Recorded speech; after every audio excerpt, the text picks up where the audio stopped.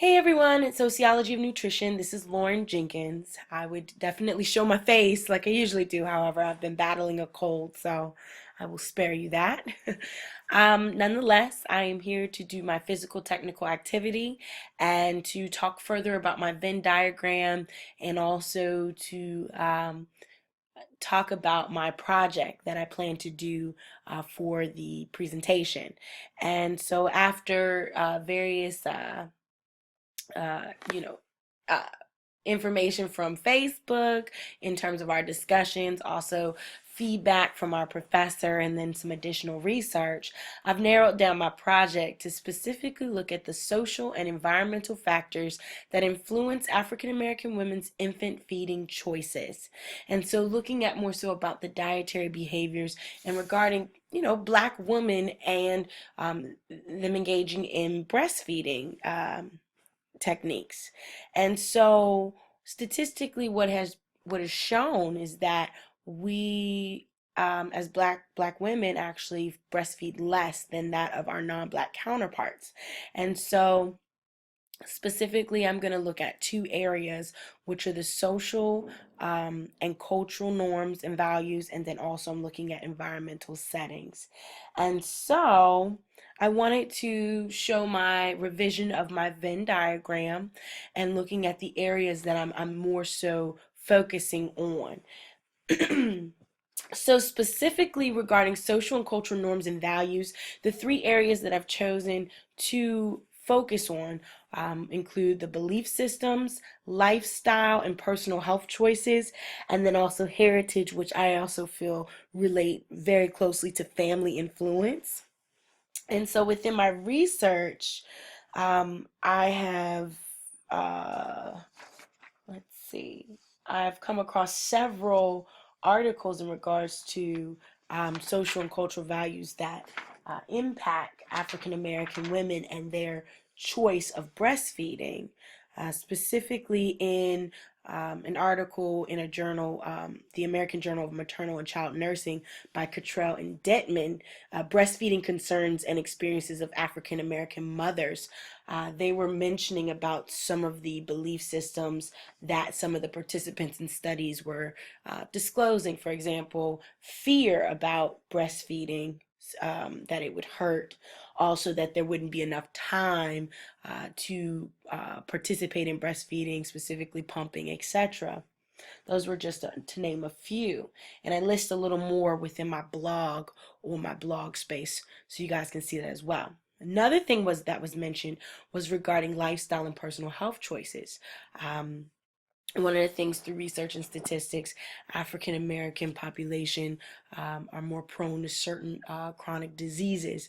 And so some of the reasons for some of the women who said they would not go forth with breastfeeding was due to some medical issues, but then also the lifestyle of smoking and alcohol consumption. And then I saw within some of the research in regards to heritage and family influences, this was whether they did or did not participate in breastfeeding due to, my mom raised me using formula, so I'm going to do the same for my baby. Or, we were raised breastfeeding in my family, so we're going to do that. So that also were factors that had an impact. And so that's just in regards to the social and cultural norms and values that I'm going to focus on within my project. Let's take a look at another area within the social ecological framework regarding the influence of African American women's infant feeding choices. And looking at now environmental settings. And so I wanted to focus on specific three areas of environmental settings. One being the workplace, public settings in regards to retail and restaurant establishments, and then where people live. And specifically, right now, what I focused in is more urban settings. So let's start off with the workplace. There was an article that I came across by Johnson, Kirk, and Music called Overcoming Workplace Barriers, a focus group study exploring African Americans' mothers' need for workplace breastfeeding support. And in that article, it was talking about a lot of the challenges that some of the participants experienced with regards to being able to pump and breastfeed, and how workplace environments were not conducive for such practice. Although, many regarding legislation, I know I'm not talking about sectors of influence, but there's a lot of overlap. You have FMLA, the Family Medical Leave Act. You definitely have Welfare Work Opportunity Acts. Just a lot of Healthy People Acts that have been passed to promote and some support breastfeeding, or mothers taking care of such maternal duties. Um, However, that was within environmental settings, workplaces that would create an environment to support um, mothers in their ability to maintain breastfeeding while returning to the workplace. And so that was one of the reasons that some of the Black women who were participating in the study said that they chose to transition to bottle feeding due to uh, the workplace not providing the time or the space to continue with breastfeeding.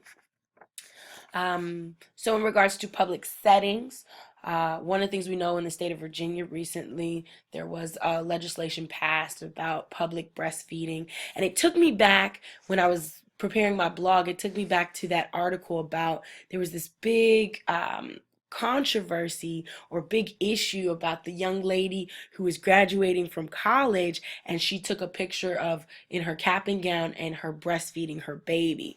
And so looking at how that caused such a buzz within, media and people's, conversations. And so I want to focus in regards to environmental settings and how that contributes, and seeing how retail and restaurants, establishments, and just establishments, public establishments have created environments to support women who breastfeed. We've seen that how legislation in the state of Virginia has pushed forward on that, and I'm looking forward to seeing, now living in the state of Maryland, how we have definitely supported that. And then finally, looking at where people live, specifically your community setting. I know that more in inner city areas in the state of Maryland, I reference on my blog about Baltimore, Maryland, where there's high impoverished rates. And also a high population of African American women. We've seen the WIC programs actually take a proactive approach in a lot of the healthcare systems in placing programs within the communities of where women live, to provide them with educational materials, um, educational videos, counseling, promoting healthy breastfeeding practices. Statistically shown, research has shown that there are so many positive outcomes regarding breastfeeding, not only from a nutritional standpoint, but physiologically, developmentally. And so, one of the things that we're seeing is that while we statistically are behind, there's a disparity between Black women who breastfeed versus the non-Black. There are definitely a lot of interventions and resources available to help promote and encourage healthy breastfeeding practices. And again, for my project, I'm focusing on the social and cultural norms and values, and then also environmental settings. So I hope that this has been informative, and I hope that you guys are interested in my project, and I'm looking forward to provide more information to expound upon what I've already talked about. And I will see you guys again soon. Have a great evening.